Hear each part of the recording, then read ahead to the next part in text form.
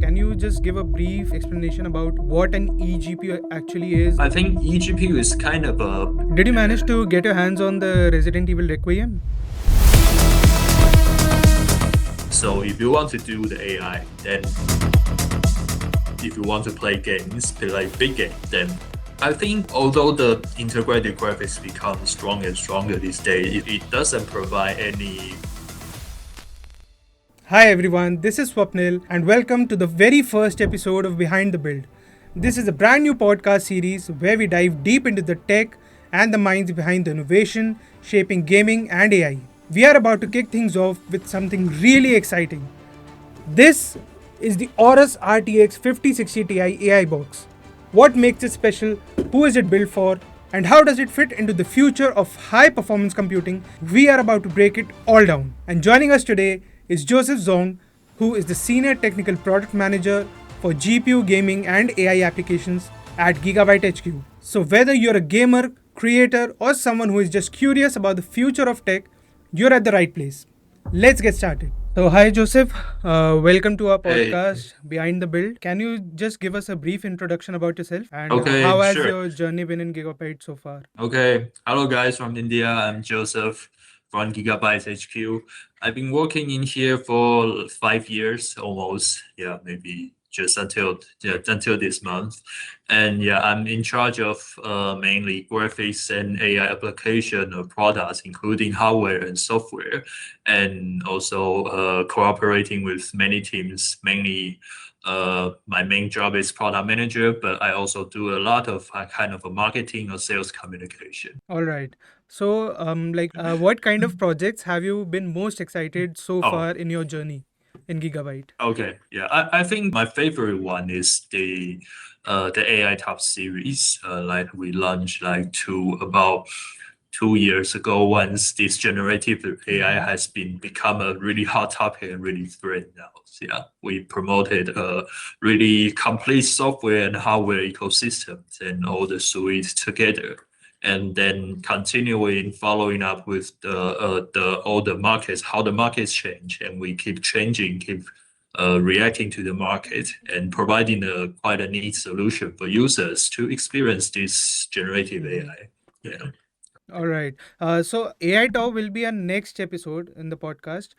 Right now, Mm. before we jump into the product, can you just give a brief explanation about what an eGPU actually is so that those who don't know can get an idea? Okay, so I think eGPU is kind of beyond this AI discussion started and that it already existed there. And I think it started with like a couple of like maybe 10 or 20 years ago once the the Thunderbolt interface is launched and Intel and all the AIB partners found Mhm. that it's possible to extend the GPU with the Thunderbolt dock. So maybe since the 10 series, maybe like it's 6 or 7 years ago, like we have the eGPU launch. It's mainly focused to provide a kind of expandable solution for customers to experience the computing power. Like for example, upgrade your ultrabook small laptop with more computing power, like playing the video games or do some productivity Mhm. works, no matter on Windows or MacBook previously, which MacBook might not be able to work now. But yeah, it's the idea of upgrading your laptop in the alternative way. All right. So, many users today, like you've already mentioned, have capable laptops and are using compact PCs. So, what limitations do they actually face uh, with the built-in graphics? Okay, I think that although the integrated graphics become stronger and stronger these days, it still cannot do a lot of jobs. For example, one playing AAA games. Like Mhm. if you want to experience some like really huge titles like Cyberpunk 2077 and like for example Elden Ring, something like that, you still need a discrete graphics card. And the Mhm. second, it doesn't provide any CUDA solution, which is quite necessary in this generative AI era, because when you are doing parallel computing on the generative AI, either it's generating images or having a chatbot, something like that, you need a CUDA device, which can only NVIDIA provides. And that's not the integrated GPU on the CPU inside the CPU that Mm-hmm. can provide. Yeah. Can you explain a bit about CUDA? Okay, sure. So CUDA is it's actually a software suite and library that provide that NVIDIA have been developed for like maybe 20 or 30 years or longer. Like Mm-hmm. it kind of just represent the AI because it's all the in nowadays all the AI computing algorithm and all the libraries are built based on CUDA. They Mm-hmm. firstly support CUDA and then support others. So if you want to do the AI, then CUDA is the must-have. All right. So which game is your favorite? Like you mentioned, Elden Ring and Cyberpunk 2077. Which games do you prefer out of these two? Mm. Okay, I'm more prefer like yeah, I just played the Elden Ring new DLC like although it's a little bit late because yeah, it released like maybe half a year ago, yeah, but still interesting to play. Did you manage to get your hands on the Resident Evil Requiem or not? I tried that. It's pretty interesting, yeah. All Yeah. right. Yeah, I think I'm also waiting to get a hands on to the game. I heard it is Mm. pretty exciting. Okay, let's move on. So, why are solutions like eGPUs becoming more relevant for gamers, creators, or professionals? I think the main thing is that I think there's a two scenario around here. The first one is that if you're holding an ultrabook, holding a slim laptop, and without any discrete or integrate must have an integrated graphics, but if you don't have a discrete graphics in your laptop, then eGPU is a must have if you want to play games, play like big games or play generative AIs or even do some productivity because it's the only way that you can gain the computing power. And the eGPU solution here is quite nice. It's quite helpful because once you want to experience the thin and light benefit that Ultrabook provides, you can unplug it very easily. But once you need additional computing power, you can plug it back and then do the whatever the works you want. Okay, so this is an Ultrabook thing. And the other one is that we seems like recently see some users Mhm. having an eGPU together with their high-end gaming laptop. And what the benefit of this is that they can do the dual GPU mode. They can multitasking. Like for example, you can put your game in your discrete GPU Mhm. while doing some like generative AI works in another GPU so that they can not be interference each others and then experience the best performance with your dual GPU. Oh, so you can run simultaneously two tasks. One. Yeah, Okay. All right. Got it. How is yeah. it? How is it different from the AI Top, Atom, or the other AI Top series products? I think that our AI Top series product, like I mentioned, like one of my favorite projects is that it's more aiming for like productivity usage. Like for example, you are the AI engineers or you are a researcher or kind of just a master or college students who have some AI projects. You can easily deploy the AI Top or AI Top Atom and other AI Top machines and develop those AI kits. It's more All like right. develop and productivity usage. But for AI box, it's more like a kind of a casual daily usage tool because the gaming graphics card is mainly for like playing games, like or Yeah. sometimes do some productivity works. So yeah, it's more like if you want to experience in generative AI, having some fun with those tools, Comfy UI, LM Studio, chatbot, something like that, or just playing games. AI box is mainly aiming for that. All right. Yeah, Um, yeah. so how big of a performance improvement can we expect realistically with these eGPUs? I think, based on of course, it's based on what discrete GPU originally you have in your computer. But I think the main focus that people buying eGPU is concerning about its performance drop. Because, for example, 5060 Ti, when you plug it on the motherboard, and it connects with the PCIe slots directly. Mm-hmm. But when you use in the Thunderbolt 5, it requires additional cables, and it's apparently will cause some performance drop. Yeah, comparing to just plug on the motherboards. But based on our testing, the Thunderbolt 5 is quite, which 5060 Ti AI box use is quite powerful because we only experience maybe low as 5% of performance drop. So you can nearly experience the same performance comparing to the native solution. Yeah. What if someone is already using 50, 70 or higher GPU laptops? For example, let's say Aorus Elite 16 or Aorus Master 16. Is this product still applicable for them, for those kind of users? Yeah, good question. I think that still works. For example, like the scenarios I mentioned for multitasking, you still can have a dual GPU if you plug in plug in the AI box into it. And I think the most important thing that people mostly forget is that discrete GPU in the gaming laptop will get throttling quite easily because the design, gaming laptop still requires a compact design, and the thermal performance is affected based on the box, the thermal limitation that this laptop dimension can offer. So it will easily get throttling, but on the desktop, it doesn't have that. It won't happen quite easily based on that. Yeah, because on the desktop, the design philosophy for the desktop GPU always is to release the full potential of the GPU.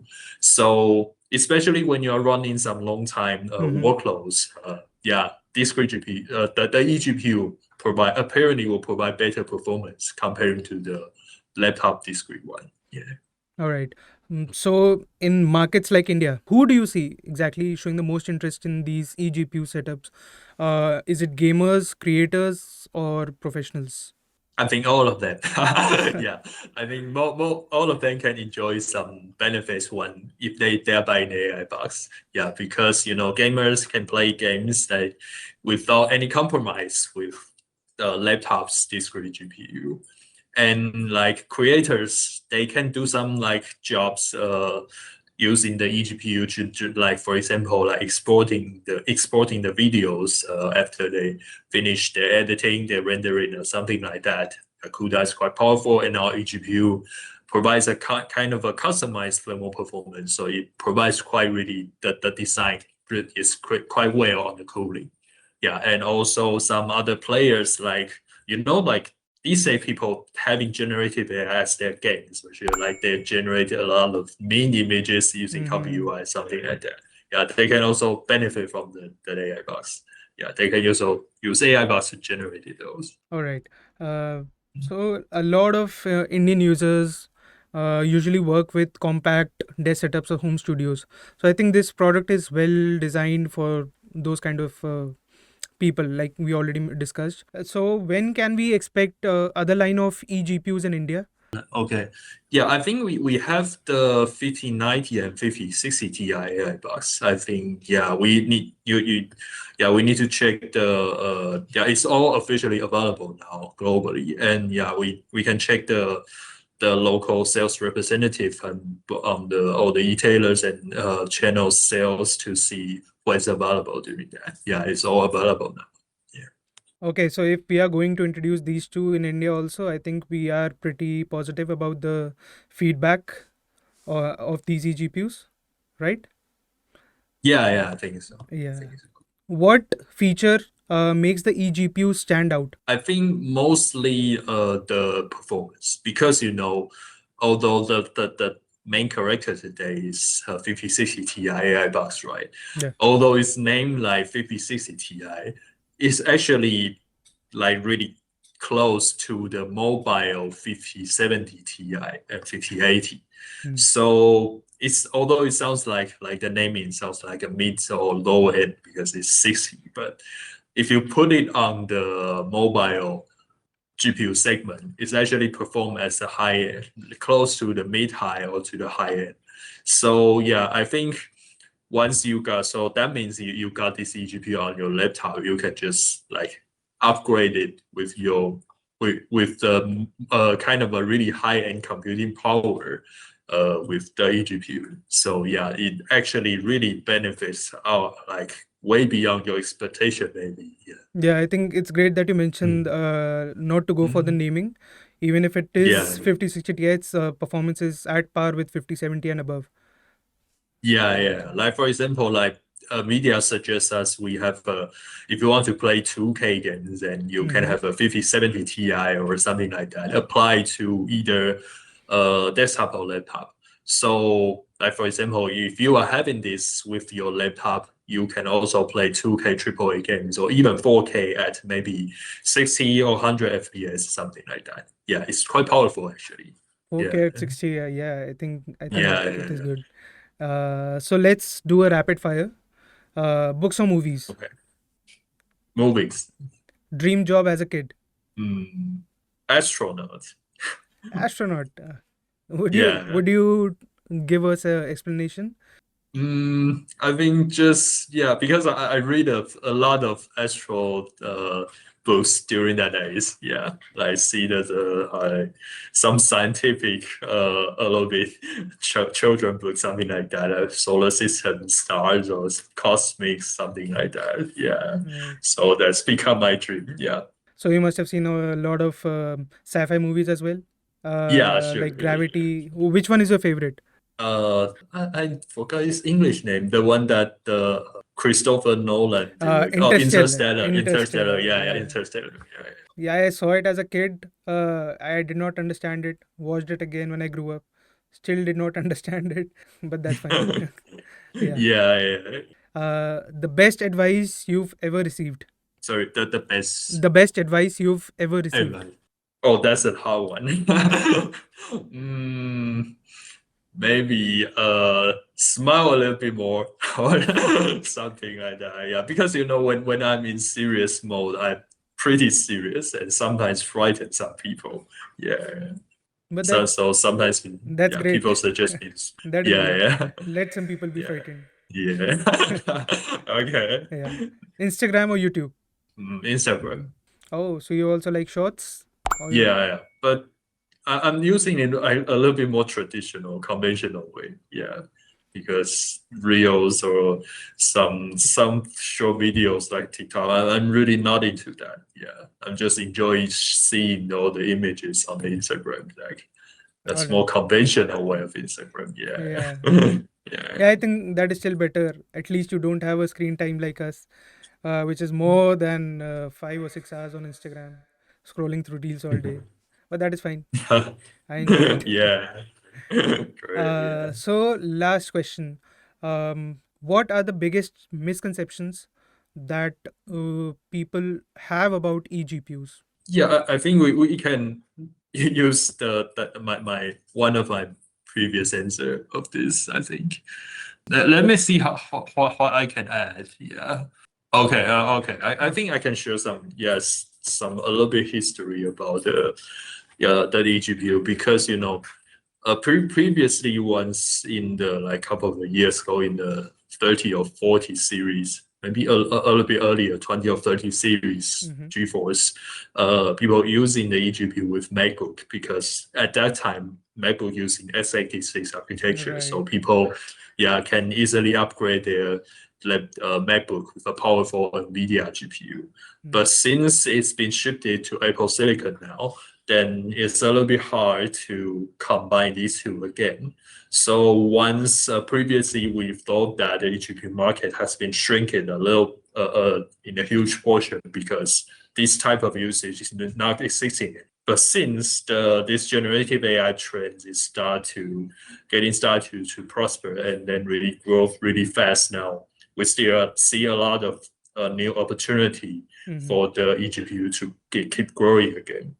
And especially when the Thunderbolt 5 launches, the speeds and it provides is kind of quadruple the speed than the Thunderbolt 4, I think, and provides a kind of really small performance gap comparing to the native desktop graphics card. So I think, yeah, there's still a lot of possibility that we can find on eGPU. Yeah, for example, I saw some guys having the eGPU plugin with their handhelds. Yeah, there's some really hot topics right now on Reddit or some forums. Yeah, there's still some kind of usage because handheld always use the SoC design, so the graphics power is actually not really good. Yeah, and so yeah, we still see a lot of new possibility and new usage of the eGPU, not just the originally upgrade ultrabook ideas or playing games, playing generative AI. Yeah, a lot of maybe new usage we can explore, I think, in nowadays.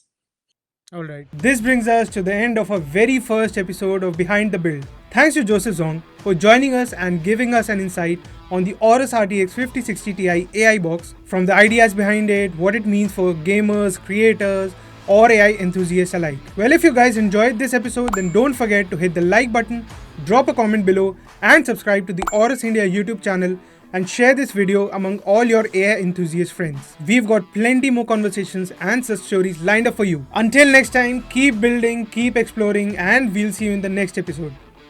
Bye.